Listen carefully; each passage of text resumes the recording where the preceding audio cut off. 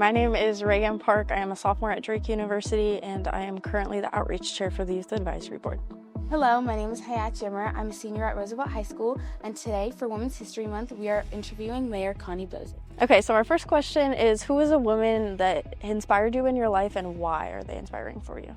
Well, I've had a few. First of all, I come from a family of 4 sisters, so there were 5 girls. So my dad was definitely outnumbered with 6 women. So I have to say my mom, of course, was one influence. When you look back, she was from small town Iowa, went to Washington, D.C. during the war, was a telephone operator. And the thought that somebody from a small town would venture clear to Washington, D.C., but then had her career as a telephone operator, came back to small town Iowa, and then raised, of course, a family.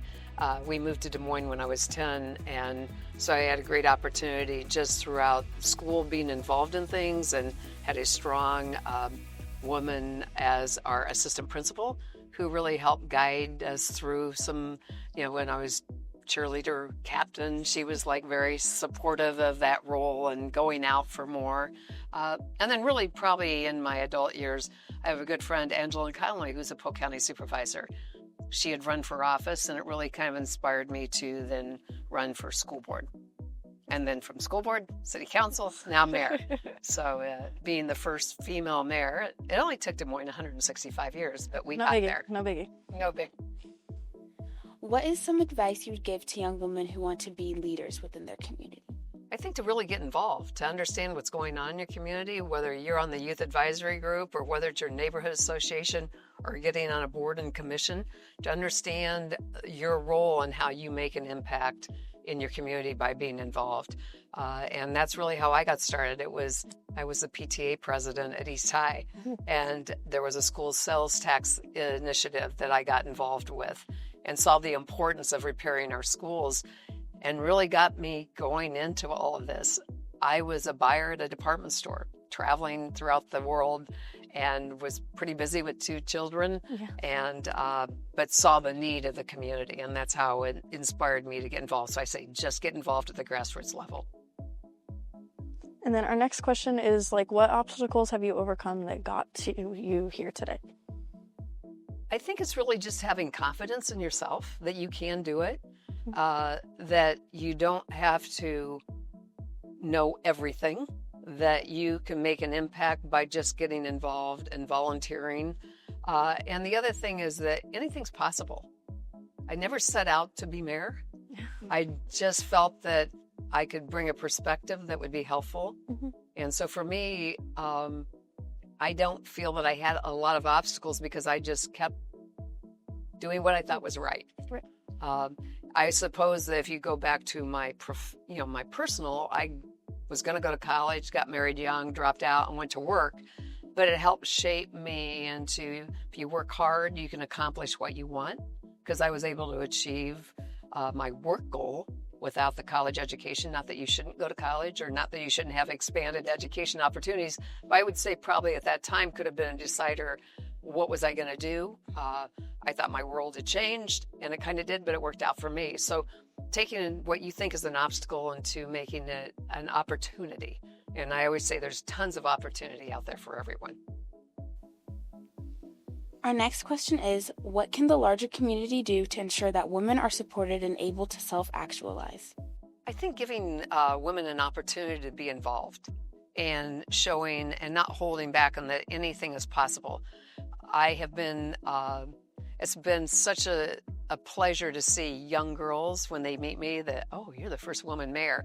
It gives a role model that they can show, that shows that anything is possible. You aren't limited by who you are. It's just how you want to go about doing things and what you can accomplish. Do you think in spaces where opportunities for women are limited and just constrained and not really welcome, how do you kind of navigate that? I think you just have to be positive and kind of assert yourself in and just say, if this is what I want to do, then it might take a little longer, but just keep working at it. You look at even on our police force where we want to have a 30% women. We need to encourage women and show them that it's possible, whether it be in our fire department, areas that were normally not considered for women. I think barriers have been broken I do think sometimes that what's happening right now might be a little bit step back, but we got to keep persevering forward and taking it. If this is your interest, go after it. Don't let anything stop you. And then our next question is, what advice do you have for women entering different fields of leadership? I think it's really, again, get to know all about that role that you want to play and really go through the steps to learn it well and be informed in what a difference you can make and what area really excites you. Just to run for like an office, you need to run for the right reasons.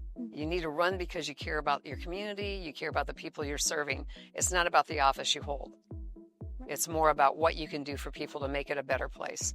How do you approach navigating and advocating for yourself in male-dominated fields such as government? I think really just enter into it and persevere. Get the background that you need to show that you are the most qualified person for that position and go after it. And don't let being a woman stop you or saying it's a male-dominated. Just go after it and embrace it.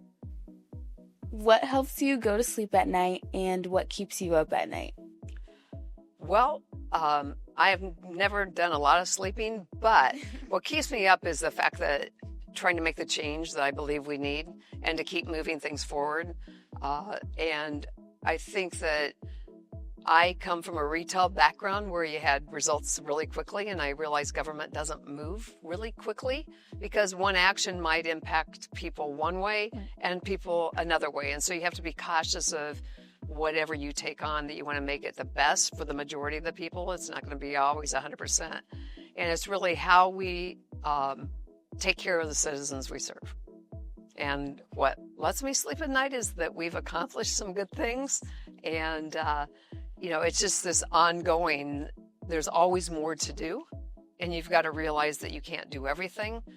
You have to bring people together and try to come up with the best results for the majority of the people. And you have to come to terms with that I can't get everything done, but we will definitely keep moving forward to make it the best it can be. And then our last question is, what does the phrase empower women mean to you, and how do you live that in your daily life? I mean, giving people opportunity to show that you can do it. I mean, I'm sure you probably never thought you were going to be interviewing a mayor. I never thought I would be a mayor.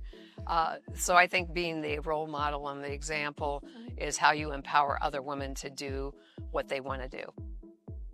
From a city standpoint, what can we do to empower women, young women, in a better way? I think, in my opinion, it's just super important that we continue advocating and putting out resources that there is for women, such as the Youth Advisory Board, to get involved in things. Like you said, it's super important to be involved.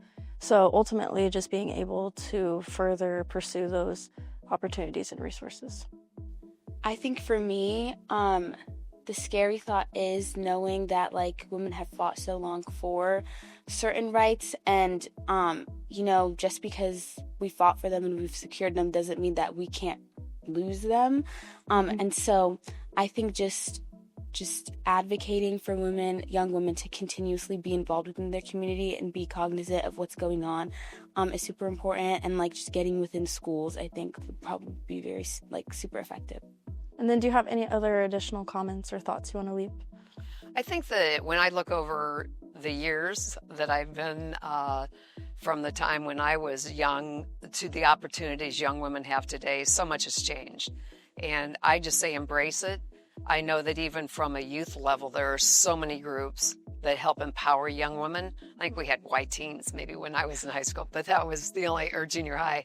But I think it's really embrace all the opportunities that you have. Having this youth advisory group, I think, is phenomenal. I think when you look at all the clubs and all the different organizations that really do help embolden young women to do well, I think it's just take advantage of all those opportunities and understand it hasn't been that long ago that women didn't have the rights that we have, and to understand that we will continually have to work, it sounds like, to keep showing that it doesn't matter who you are, you should be able to do whatever you want. Well, thank you so much for joining us today. We definitely learned a lot. And if you guys are interested in joining the Youth Advisory Board, there's a link on the screen and you can type that in to your search bar.